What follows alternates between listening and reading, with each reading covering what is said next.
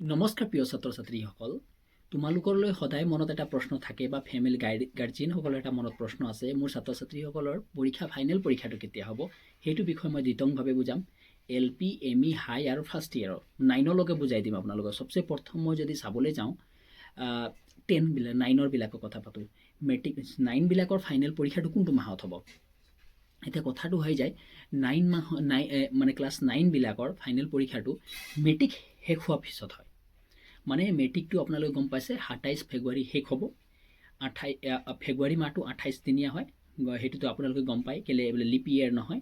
সেইবাবে মানি লওক যে মাৰ্চ মাহৰ ফাৰ্ষ্ট উইকৰ পৰা ক্লাছ 9ৰ ফাইনেল পৰীক্ষা হোৱাৰ সম্ভাৱনাটো যথেষ্ট পৰিমাণে আছে। যদি নহয় ফাৰ্ষ্ট উইকৰ, তেনেহ'লে মিড মানে মাৰ্চৰ মধ্যভাগত, যেনে 15-16 এনেকুৱা মানে এইটো মধ্যভাগত হ'ব, তাৰ পিছত নহয়, তাৰ আগতে হ'ব। এতিয়া কথা হৈ গ'ল LP, ME বিলাকৰ সেম একেই হ'ব, মাৰ্চ মাহৰ পৰাই তেওঁলোকৰ আৰম্ভণি হ'ব। এতিয়া কথাটো আহি যায়, যদি আমি ফাৰ্ষ্ট ইয়েৰ বিলাকৰ চাওঁ যে ফাইনেল পৰীক্ষাটো কেতিয়া হ'ব, এটা কথা মনত থ'ব, হাই ছেকেণ্ডেৰী পৰীক্ষা শেষ হোৱাৰ পিছতহে ফাইনেল পৰীক্ষাবিলাক হয় আপোনালোকৰ। এটা কথা মনত থ'ব যে হাই ছেকেণ্ডেৰী পৰীক্ষা শেষ হ'ব আপোনালোকে জানে 16 মাৰ্চত মানে প্ৰায় গোটেইবিলাক শেষ হৈ যাব, যিমান আছিলে এভৰিথিং শেষ হৈ যায়।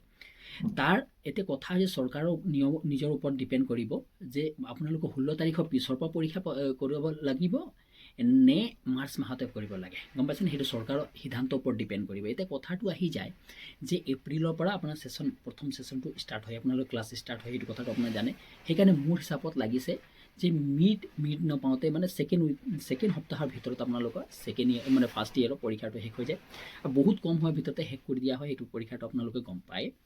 এইটোৱে হৈছে ডিটেইলছ, আপোনালোকে গম পালে।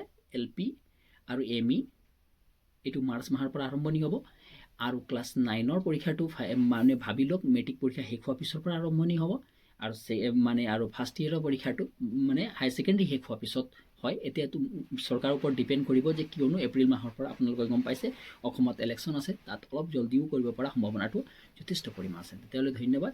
ভিডিঅ'টো ভাল লাগিলে চেনেলটো ছাবস্ক্ৰাইব কৰিবলৈ নাপাহৰিবা।